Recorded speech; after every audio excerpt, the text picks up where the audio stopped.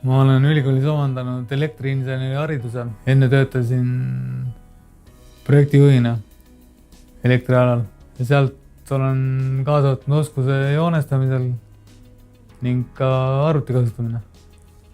Karel on kolleegina positiivne, heatahtlik ja väga punktuaalne, et temaga ei ole olnud kunagi mingeid probleeme, konflikte ja alati kõik ülesanded on tal väga korrektselt ja tähtajaliselt täidetud. 9 aastat tagasi oli mul õnnetus.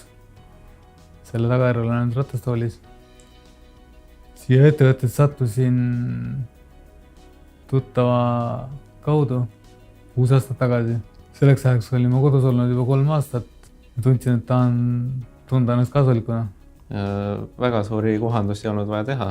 Lisasime automaaatuksi, mis siis on kohandatud talle puldiga avanemiseks ja natuke tegime ümber ta töökohta. Töökoha ümbertegimine oli meil väga lihtne, et kuna meil on tegemist puidutööstusega, siis lisasime lauajalgadele mõned kõrgendavad klotsid. Otseselt kolleegid ei peagi Karelit igapäevaselt nagu aitama, see tuleb nii loomulikult. Me oleme alati jaoks olemas, kes aitab riietada, kes aitab kaustu riiulisse tõsta, kes aitab mingisuguseid pisikesi ruumilisi takistusi ületada. Et see kõik on nii igapäevane ja tavaline ja loomulik. Puudega inimesed, kes tööd otsivad, et otsige julgelt. Et kindlasti on olemas tööandjad, kes vajavad teisuguse oskustega inimesi. Mina arvan, et tööandjad ei peaks kartma puudega inimesi tööle võtma. Sest nad on samasugused inimesed kui teised, lihtsalt neil on vaja võimalus anda ennast teostada.